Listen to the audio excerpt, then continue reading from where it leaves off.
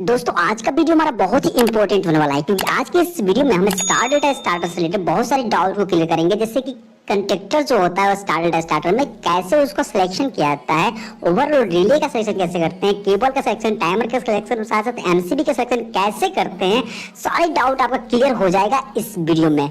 साथ साथ दोस्तों इसमें जान लेंगे ड्यूअल स्टार्टर में जो कंटेक्टर लगते हैं उसका साइज कैसे सिलेक्ट करते हैं। बहुत सारे पॉइंट जो होते हैं इंटरव्यू में पूछ ले जाते हैं और अगर आपको नहीं पता है तो वहां पर आप फंस जाते हैं। तो आपका जो डाउट होगा पूरी तरह से क्लियर हो जाएगा इस वीडियो में और आपको और कोई वीडियो देखने की कोई जरूरत नहीं पड़ेगी। उम्मीद करता हूँ कि ये वीडियो आपके लिए बहुत हेल्पफुल होगा। तो चलिए स्टार्ट करते हैं और सबसे पहले हम जानेंगे समझेंगे स्टार्टर होता है वो होता क्या है। तो सबसे पहले जानते हैं स्टार्टर क्या होता है। स्टार डेल्टा होता क्या है, आपको सिंपल सी बात बता दूं तो आपको जो डायग्राम दिख रहा है ये पावर डायग्राम है स्टार डेल्टा स्टार्टर का। इसमें आपको जो ये वाला पॉइंट है ये डेल्टा का है और ये वाला जो तीनों टर्मिनल शॉर्ट किए गए हैं वो है स्टार का। आपने स्टार देखा होगा, डेल्टा देखा होगा। स्टार कनेक्शन एक मोटर को रन कराने के लिए किया जाता है, डेल्टा कनेक्शन भी मोटर को रन कराने के लिए किया जाता है और जब स्टार और डेल्टा दोनों में करके मोटर को चलाया था वो स्टार डेल्टा बन जाता है।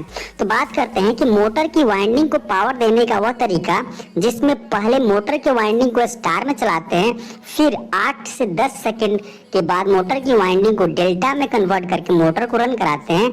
यही तरीका मोटर के लिए स्टार डेल्टा कहलाता है। सिंपल सी बातों में हमने सब कुछ समझा दिया। मोटर को स्टार डेल्टा में स्टार डेल्टा कनेक्शन तब चलाया जाता है जब उस मोटर की पावर रेटिंग 3.75 किलोवाट या 5 एचपी से ज्यादा की होती है। आपको सिंपल याद रखना है, अगर 5 एचपी से ज्यादा मोटर है तो उसको स्टार डेल्टा स्टार्टर में ही चलाना बहुत अच्छा होगा। स्टार डेल्टा स्टार्टर के लिए कंटेक्टर का सिलेक्शन कैसे करते हैं, बहुत सिंपल बात है। स्टार डेल्टा स्टार्टर में 3 कंटेक्टर लगे होते हैं, मेन कंटेक्टर, डेल्टा कंटेक्टर और एक स्टार कंटेक्टर। तो दोस्तों आपको सिंपल सी बात बताऊं तो कंटेक्टर का सिलेक्शन करने के लिए सबसे पहले मोटर का FLA मतलब full load ampere full load current पता करते हैं। मोटर का फुल लोड पता करने के लिए मोटर का नेम प्लेट पर हमें HP या किलोवाट में कुछ मान मिल जाते हैं, जैसे कि 7.5 किलोवाट या 10 HP। वहां पर आपको करंट भी आपको दिख जाता है। अगर नहीं पता है तो उसको हम करंट निकाल लेंगे। अब यदि HP में है तो FLA निकालने के लिए 1.3 से गुणा करते हैं। जैसे 10 HP का FLC अगर निकालना, फुल लोड करंट निकालना तो 10 × 1.3 इक्वल टू 13 एम्पियर। यदि किलोवाट में है तो FLA मतलब फुल लोड एम्पियर निकालने के लिए 1.74 से गुणा करते हैं। जैसे 7.5 किलोवाट का अगर बात करें तो FLC हो जाएगा 7.5 × 1.74 इक्वल टू 13.05 एम्पियर। तो ये 13 एम्पियर अप्रोक्सीमेट वैल्यू आपको इस शॉर्ट फॉर्मूले से मिल जाता है। मेन कंटेक्टर सिलेक्शन करने के लिए आपको सिंपल सी बात याद रखना है कि FLC का मतलब फुल लोड करंट का 57% निकालते हैं और जितना एम्पियर आता है उतने ही एम्पियर रेटिंग का कंटेक्टर सेलेक्ट कर लेते हैं। यदि इस रेटिंग का कंटेक्टर ना मिले तो उसके करीब जो कंटेक्टर मिले उसे ही लगा लेते हैं। तो दोस्तों जैसे कि एग्जांपल के लिए 10 HP का मोटर लेते हैं, 10 HP का मोटर है और उसका सबसे पहले हमें क्या निकालना है, FLC मतलब फुल लोड करंट। तो आपको पता है 1.3 से मल्टीप्लाई कर देते हैं तो आ गया आपका 13 एम्पियर। तो ये आपने क्या निकाल लिया, फुल लोड करंट। अब मेन कंटेक्टर सिलेक्शन करने के लिए आपको क्या करना पड़ता है, 57% निकालना पड़ता है जो FLC है उसका। तो 13 का 57% निकालेंगे तो आपका हो जाएगा 13 × 57/100, क्योंकि जो परसेंटेज होता है वो बटे में 100 हो जाता है तो परसेंटेज हट जाता है। अब इसका बटे में 100 है तो उसको क्लियर करेंगे तो 13 × 0.57 और इसका एम्पियर आ जाएगा 7.41 एम्पियर। कंटेक्टर इतना का नहीं मिलता है, 7.41 का कंटेक्टर नहीं मिलता है। इसके लिए आपको 9 एम्पियर का कंटेक्टर यूज करना पड़ेगा, क्योंकि इससे ऊपर यही मिलता है। जितना का कंटेक्टर मेन के लिए लगता है उतना साइज का ही कंटेक्टर डेल्टा के लिए लगता है। बस इतना याद रखना है कि अगर मेन कंटेक्टर सेलेक्ट कर लिया तो आपने डेल्टा का बी कंडक्टर सेलेक्ट कर लिया क्योंकि उसी साइज का कंडक्टर लगता है। एक चीज और याद रखना है दोस्तों, अब सबसे पहले समझ लेते हैं, बाद बताते हैं स्टार जो कंडक्टर होता है उसका सिलेक्शन कैसे करते हैं। तो एफएलसी का 33% निकालते हैं और जितना एम्पियर आता है उतनी ही एम्पियर रेटिंग का कंडक्टर सेलेक्ट कर लेते हैं। सिंपल फंडा याद रखना है, यदि इस रेटिंग का कंडक्टर ना मिले तो उसके करीब जो कंडक्टर मिले उसे ही लगा लेते हैं, हमारा स्टार कंडक्टर सेलेक्ट हो जाता है। जैसे 10 एचपी का मोटर है, अब इसके लिए अगर बात करें कितने का कंडक्टर हमें लगाना चाहिए तो एफएलसी का हम क्या निकालेंगे, सबसे पहले एफएलसी निकाल लेते हैं। तो एफएलसी आपने निकालना पहले भी देख लिया है, 13 एम्पीयर आता है। तो एफएलसी का हम 33% निकालेंगे। तो 33% का मतलब हुआ अब तो 13 मल्टीप्लाई हम 33/100 हो जाएगा, क्योंकि बट्टे में 100 कर देने से जो परसेंटेज होता है वो हट जाता है। अब यहाँ पर इसको क्लियर करेंगे तो 13 मल्टीप्लाई 0.33, अब इसका सोल्यूशन करेंगे तो 4.29 एम्पियर आ जाएगा। तो यहाँ पर आपने देखा कि 4.29 एम्पियर का स्टार के लिए कंडक्टर सेलेक्ट करना है। लेकिन दोस्तों बात करूं तो 4.29 एम्पियर का कंडक्टर आपको मार्केट में नहीं मिलता है, तो इससे ऊपर जो मिलता है वो सेलेक्ट कर लेंगे। जैसे कि आपको बता दूं, कंडक्टर इतना का नहीं मिलता है और इससे ऊपर जो मिलता है वो हम यूज कर लेते हैं। तो आपको 9 एम्पियर का कंडक्टर मार्केट में मिलेगा। तो स्टार के लिए भी आपको 9 एम्पियर का मतलब 9 एम्पियर का ही कंडक्टर यूज करना पड़ेगा। अब बात करते हैं दोस्तों कि ओवरलोड रिले का सिलेक्शन कैसे करते हैं। ओवरलोड रिले हमारा बहुत इंपॉर्टेंट रोल अदा करता है स्टार्टर में। तो ओवरलोड रिले हमेशा एक रेंज में आता है। हमें इस रेंज को सिलेक्ट करने के लिए सबसे पहले एफएलसी मतलब फुल लोड करंट पता करना होता है। उसके बाद मोटर के एफएलसी का 20% ज़्यादा और कम के द्वारा रेंज निकालते हैं और उसी रेंज का रिले यूज कर लेते हैं। जैसे एग्जांपल के लिए हम बात करते हैं 10 एचपी मोटर के लिए। अगर 10 एचपी मोटर के लिए बात करें तो सबसे पहले इसका एफएलसी निकालेंगे। तो एफएलसी हमने निकालना समझ गए थे कि हमने इसको निकाला 13 एम्पियर है। तो एफएलसी मतलब 13 एम्पियर का अब निकालेंगे हम क्या करते हैं 20%। तो एफएलसी का 20% कितना आ जाएगा, तो यहाँ पर 13 एम्पियर है, 13 एम्पियर का मतलब 13 एम्पियर का 20% निकालेंगे। 13 एम्पियर का 20% जब निकालते हैं तो इसका मतलब हुआ 13 मल्टीप्लाई 20/100। अब इसको सॉल्व करेंगे तो 13 मल्टीप्लाई 0.2 आएगा और इसको सॉल्व करेंगे तो 2.6 एम्पियर आएगा। तो हमने 20% निकाल लिया, एफएलसी का 20% हमें 2.6 एम्पियर मिल गया। अब रिले रेंज सिलेक्शन करने के लिए हम क्या करते हैं कि 20% माइनस कर देंगे और 20% प्लस करेंगे। तो एफएलसी में से एफएलसी का 20% माइनस कर लेंगे, फिर रेंज में देंगे एफएलसी और एफएलसी का 20% जोड़ लेंगे।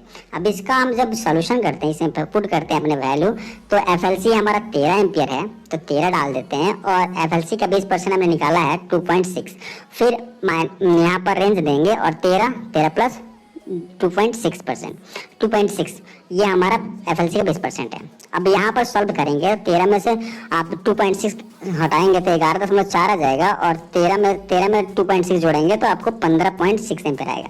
अब यहाँ पर आपको ध्यान देने की बात है दोस्तों कि इतने की अगर रेंज में आपको जो रिले है वो मिल जाती है तो आप ये ले लें, या तो इससे थोड़ा सा जैसे 11.4 है तो इससे थोड़ा सा कम ले सकते हैं और 15 से थोड़ा ज़्यादा मिले तब भी चलेगा। केबल साइज सिलेक्शन की बात करें तो बहुत आसान तरीके से समझाऊंगा दोस्तों। कंपनी में जो होता है केबल 2 तरीके के यूज किए जाते हैं, एक तो कॉपर का और दूसरा एल्युमिनियम का। आपको मार्केट में यही मिलते होंगे क्योंकि ज़्यादातर यही यूज किया जाता है, या तो कॉपर यूज किया जाते हैं या तो एल्युमिनियम, क्योंकि गुड कंडक्टर के रूप में यही बहुत ज़्यादा यूज होते हैं, क्योंकि इससे ज़्यादा कम सस्ता और गुड कंडक्टर आपको मिलने वाला नहीं है। अब बात करते हैं कॉपर।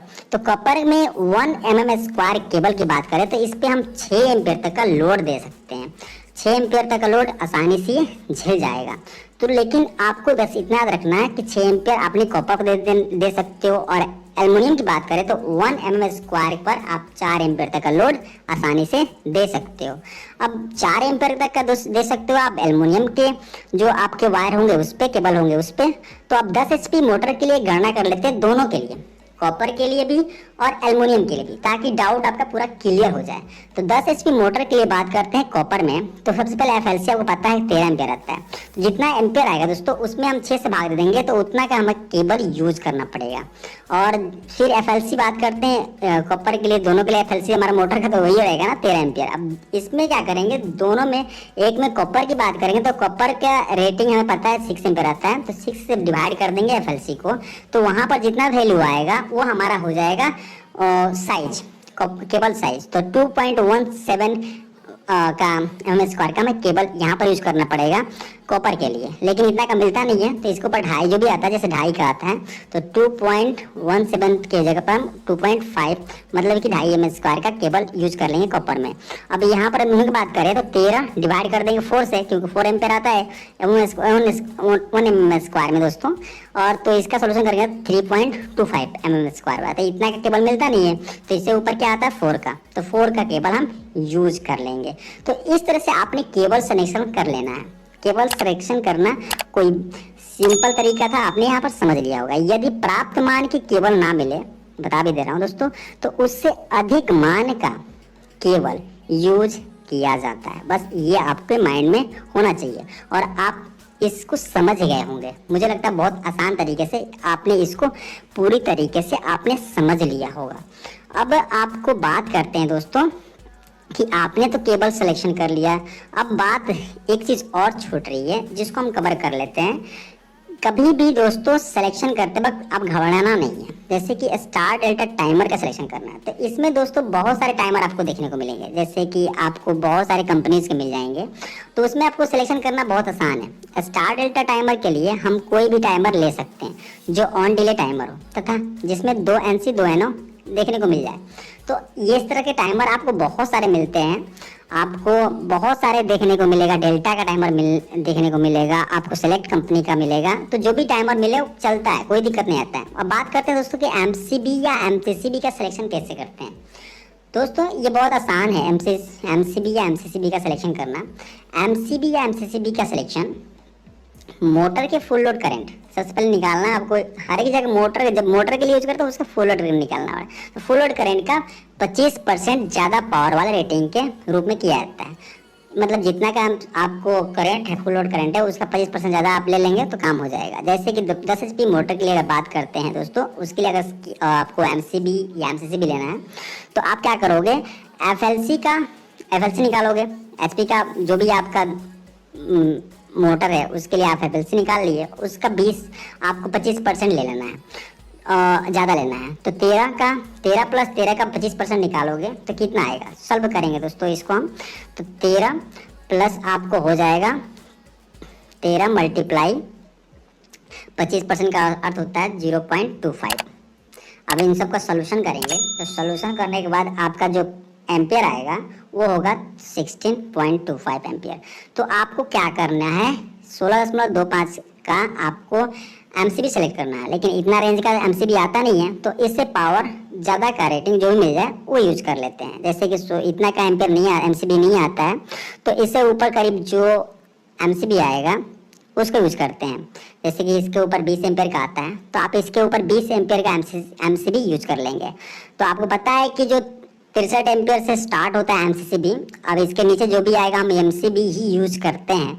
तो यहाँ तक आपका डाउट क्लियर हो गया होगा। उम्मीद करता हूँ कि ये वीडियो आपको समझ में आया होगा, पसंद भी आया होगा, और कोई भी डाउट रहता है दोस्तों आप जरूर कमेंट करें। Thanks for watching this video. मिलते हैं नेक्स्ट वीडियो में, तब तक के लिए टेक केयर। जय हिंद, जय भारत। दोस्तों प्लीज़ सब्सक्राइब द चैनल, आप लोग सब्सक्राइब नहीं करो, बहुत उम्मीद रखता हूँ आपसे।